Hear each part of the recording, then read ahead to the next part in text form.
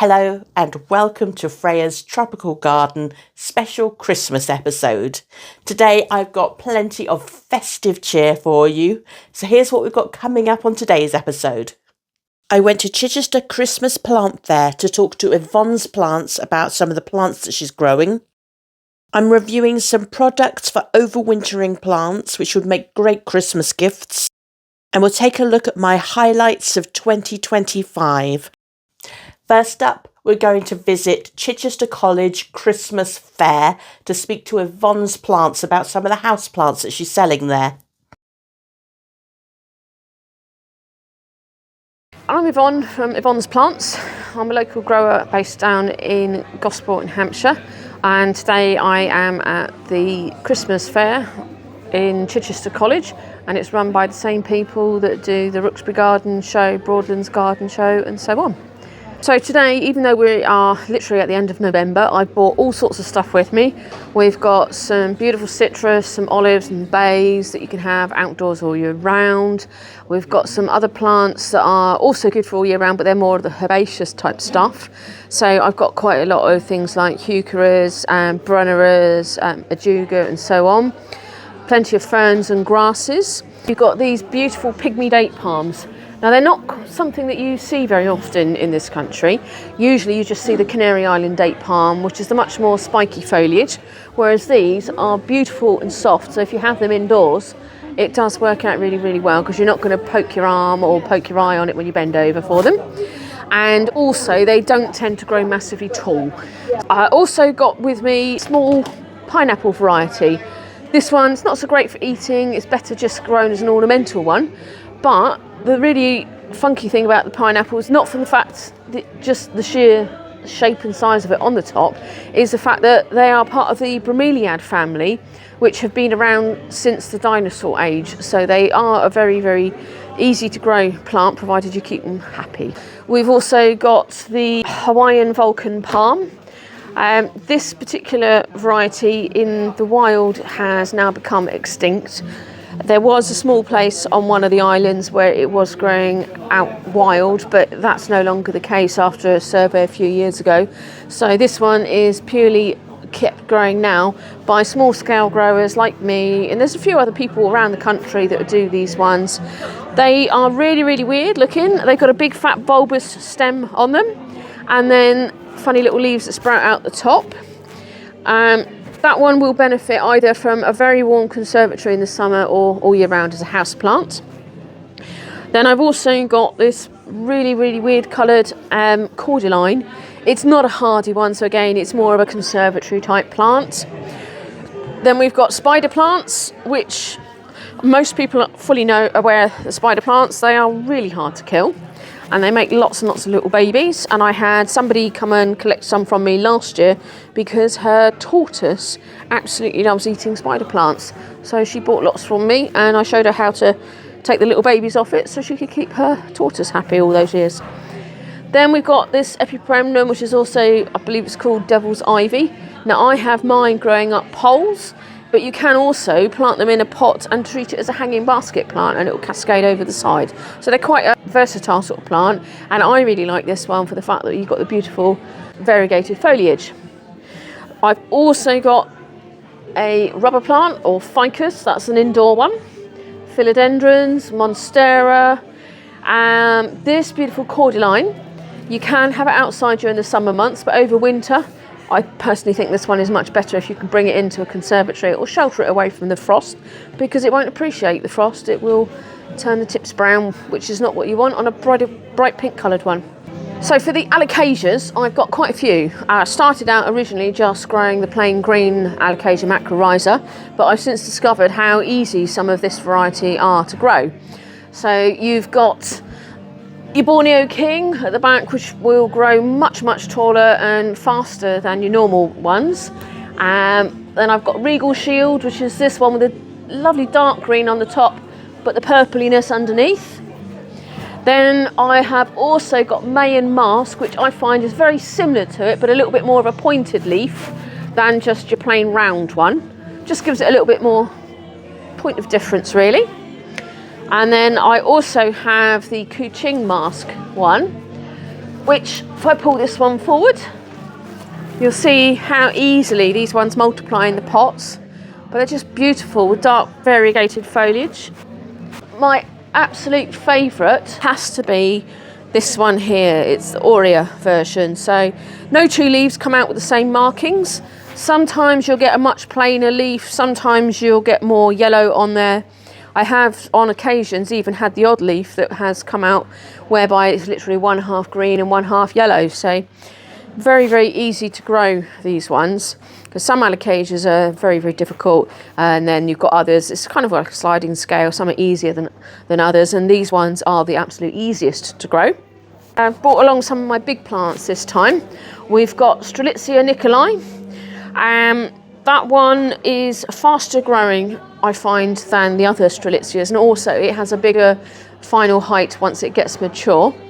And this one here is Strelitzia reginae, which is the standard one, compared to the Nicolai, which is the white one. So this one, I've been growing this for a number of years. Each time it bursts the pot that it was in, I repot it on. So this is now in a very big pot, because that pot is absolutely crammed full of roots. And you have got so many flower buds all over this one. They're everywhere. I counted on it 8 flower buds before I came here. And it's really easy to tell the difference between when a spike is going to be a flower spike or a leaf spike, because the flower spike is fat on it, on the top. And the leaf spike, when it comes through, much, much more slender. They will work either as a house plant all year round. If you've got a position near a window or in a bright conservatory, so they get plenty of light, then that works really, really well for them. In the summer months, I grow them outside. I try to keep them slightly sheltered, purely because where the leaves can get quite tall, they will get a little bit on the windblown side. That's more important for the Nicolai, whereas the Reginae is a more compact plant, so it's not quite as prone to wind damage. And I always bring them in before the autumn weather comes in. I have a big love of citrus. I've been growing them now for about 7 or 8 years. I originally started out just doing lemons with the occasional lime, but then I keep getting more and more requests for different things. I started getting requests for kaffir limes and yuzus, because some of the customers that I have are actually chefs who are after some of the more unusual flavours, because shows like MasterChef and so on, they've been starting to use some of the more unusual stuff. So yuzu juice is quite a fashionable thing to be putting in a lot of recipes. So it's prompted me to widen the range. So we've got about 15 different varieties of citrus here today. We've got things like this beautiful variegated calamondin. Now, even the fruit are variegated. They start out tiny little pea-sized things, and they'll just be green and yellow variegated initially, and it's the cold weather that brings the fruit out to start ripening more. And as they do ripen, they will eventually lose their stripiness. That variety is also known as the calamansi lime. It's one that is popular from people in the Philippines. I've got other things like I've got Kinotto, finger limes, bergamot, clementines, mandarins, and satsumas. Now, I don't very often find things like blood oranges, which I think they're lovely. And then even more unusual than the blood orange is this one here. It's got quite a few different names. They're all same names for the one plant.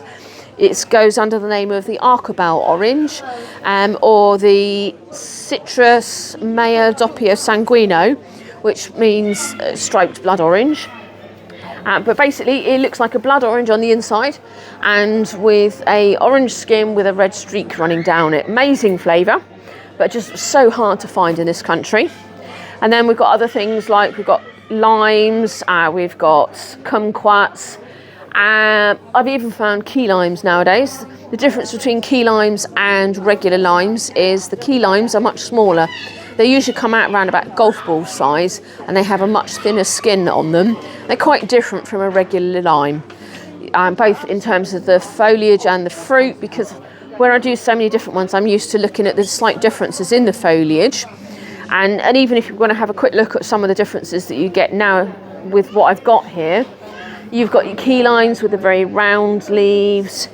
You've got obviously variegated leaves on that one, on the calamondin. The Kinotto is also known as the myrtle leaf one, and that has a tiny little leaf on it.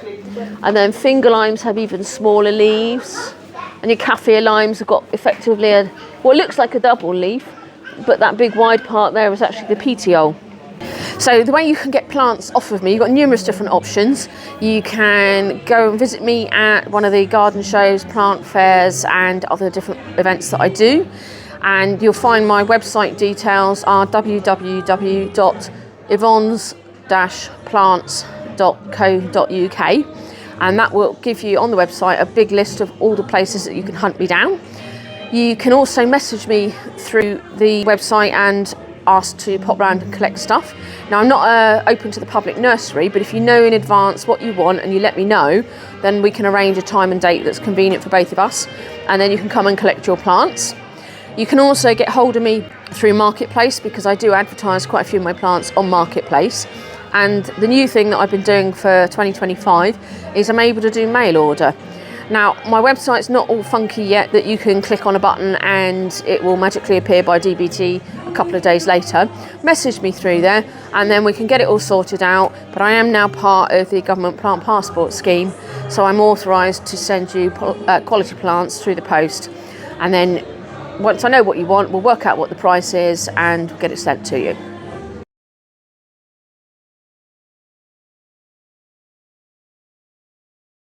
Coming up next, we're going to take a look at 5 gadgets that can help you with overwintering or make a fantastic Christmas gift. At this time of year, many of us are looking for thoughtful gift ideas or products for ourselves that actually help our plants survive spending the colder months indoors. So in this festive special, I'm reviewing 5 inexpensive gardening products that can make overwintering easier, smarter, and a little more successful. So whether you're shopping for a fellow gardener or treating yourself, these are some ideas that won't break the bank. I've not been sponsored by any of the products shown here.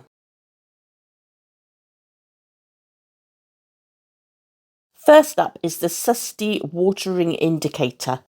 At the time of filming, this was available on Amazon for $25.84 and is available in 3 sizes depending on the size of your pots. It's a simple solution to a very common problem, knowing when to water your plants without drowning them and causing them to rot. It's just a small stick with no batteries required and no complex setup. You just need to stick it straight in the soil, but it's surprisingly clever. Inside is a moisture-sensitive core that changes colour depending on how wet the soil is. Blue means the soil is still moist, and white means it's dry. Why does this matter in winter? Well, overwintered plants often need less water, and overwatering is one of the biggest killers. Dormant roots can rot quickly if they sit in soggy soil. The S3E takes the guesswork out. Of course, you can test soil by sticking your finger in and feeling it for yourself if the soil is too dry, but if you lack the confidence to know how to do this effectively or are prone to forgetting to check, then this indicator is a great visual reminder that it may be time to water. Of course, it doesn't completely remove the need for some plant knowledge. Many plants, such as cacti and succulents, for example, need to be kept on the dry side over winter, while others prefer consistently moist soil. It's important that you know what the needs of your plant are, as the S3E will not give you precise data. It also can only measure the moisture of the soil that it's directly in contact with, so it can't tell you if there are areas of uneven moisture. For example, if you use it in a pot that's too big, it will only measure the moisture at the top of the pot, where it dries out the fastest. Placing it too close to the edge of the pot can also skew the readings, and very gritty soil may also not provide accurate readings. Overall, I really like this product because it allows me to check with a quick glance whether my plants may or may not need further attention. It allows me to monitor individual plant needs rather than water everything together at the same time, and takes a lot of the guesswork out of getting watering right. It comes with 5 in a pack, which is probably enough for many plant enthusiasts to at least monitor different plant types or different areas of the house, and will last for 6 to 9 months before they need to be replaced due to mineral buildup.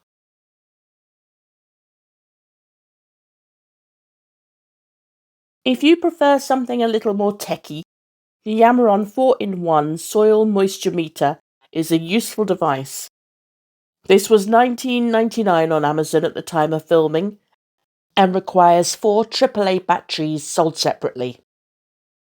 With the Yamron, you can't monitor moisture levels constantly like you can with the S3E12, as the screen will turn off after 5 minutes to save battery. But instead, this is intended to be used to go round the house and check multiple plants at the same time. It will give you readings not just for moisture, but also light intensity, soil pH, and temperature. So it allows you to monitor the conditions of each plant with a little more detail.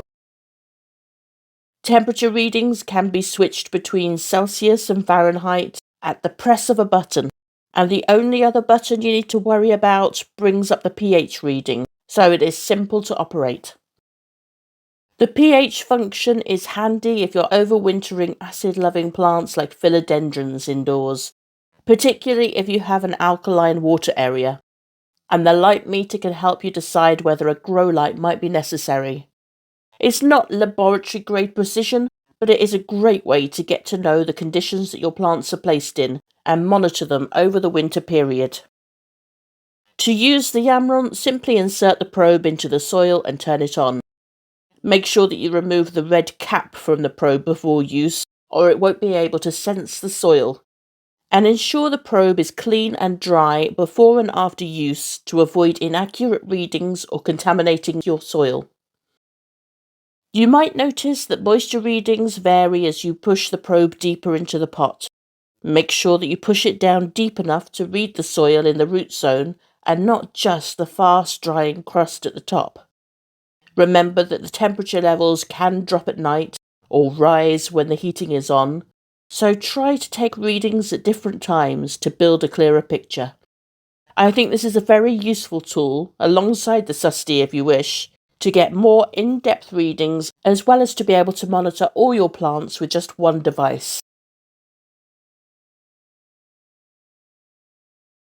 Next on the list is the ThermoPro TP350 Bluetooth thermometer. At the time of filming, this is available to buy on Amazon at $12.59. This is a smart device that pairs with your phone to track temperature trends over time. You place a sensor in your greenhouse, cold frame, grow tent, or even near tender plants indoors, and the app records the data. Unlike the Yamron, this can be left running and will record both highs and lows so that you know how overnight temperature and periods of sustained cold are affecting your plants. For example, many people dry store plants in garages, sheds, or attics without realizing just how cold they can get. But with this thermometer, just pair it to your phone and bring up the data for the last hour, day, week, month, or year. In addition, it will also be able to monitor the highs and lows of air humidity, which can be useful for houseplants that prefer a humid atmosphere, or even serve as a prompt that it might be time to water the plants in the grow tent, for example. It takes 2 AAA batteries, but I will say that the battery life on them isn't great, lasting for around 1.5 to 2 months. I left mine in the grow tent, and when I went to check on it to download my data via Bluetooth, the battery went before I could download it, wiping the data with it. It does have an indicator, so you can monitor the battery levels, so this shouldn't be a problem as long as you keep an eye on it regularly and change the battery when you see it's running low, downloading your data first. It has a magnet on the back for easy placement, or a clip that can be pulled out to stand it upright. The ThermoPro sensor app is easy to use without too many functions overcomplicating it, and it does have an alert feature to notify you if conditions drop below a certain level that you can manually set, although your phone will need to remain in reach of the Bluetooth for this to work. Although a Wi-Fi connectivity would allow for much greater flexibility of use, this thermometer is already proving very useful to me for keeping an eye on my grow tent as temperatures drop, to make sure it remains above the minimum desired temperature at all times, and allow me to make adjustments to my heater if needed.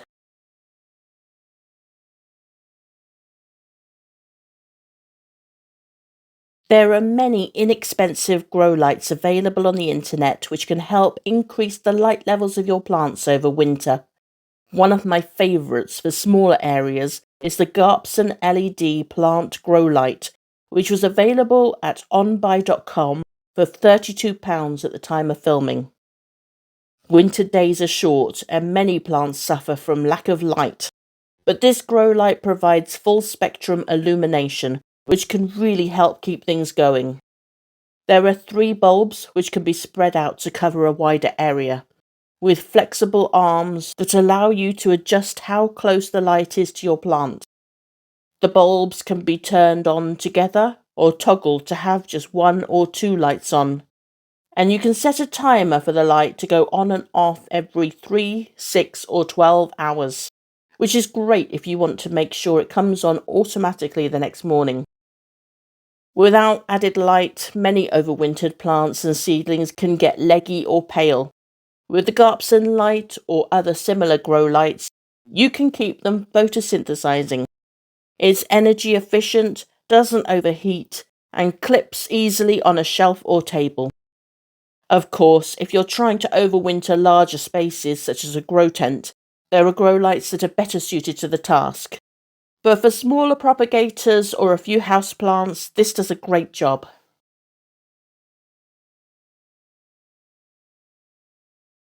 The Brother PTH110 is a compact handheld label printer which is great for printing durable plant labels, and was $38.90 on Amazon at the time of filming. I have previously reviewed an easy-to-use label maker, but found that before the end of the year most of my labels had faded and were unreadable. So far, nearly a year on, all my labels from this printer are still as clear and easy to read as the day I printed them. Why am I including this in a review of products to help overwintering? Well, many of the plants that I grow will die back for winter, and whether protected indoors or left outside, without clear and lasting labels, I will not know if the barren pot is something that I would expect to come back in spring, or if I'm wasting my time and space trying to revive a long dead plant. The Brother label printer prints on labels up to 12mm wide, features a QWERTY keyboard for easy typing, and runs on 3 AAA batteries which have not yet run out in nearly a year of quite heavy use. The label cartridges are inexpensive to replace, particularly if you buy third-party brands, and are as simple as taking the old cartridge out and slotting the new one in. It's not the simplest in terms of use, as there are many functions that you can choose to use, such as adjusting the font, text size and border, but in its simplest, you just need to turn it on, type the text you want, and press the green button twice to print. For the rest, you can play around with settings or watch video tutorials if you want to use other features. I've used 3 different label makers now, and so far this has been my clear favourite.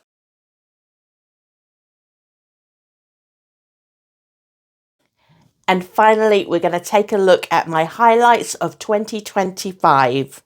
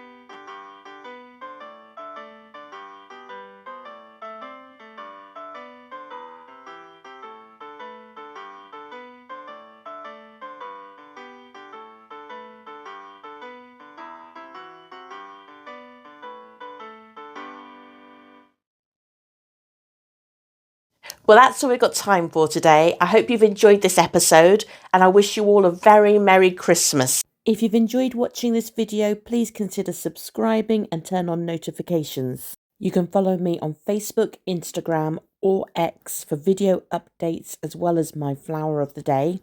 And you can email me at freyastropicalgarden@gmail.com. Don't forget to check out my website at freyastropicalgarden.co.uk, where you can find a range of information including public gardens that I've visited and information on plants that have been shown on my videos. I've had so much fun making this video, but if you'd like to make a contribution towards running costs, you can do so via PayPal.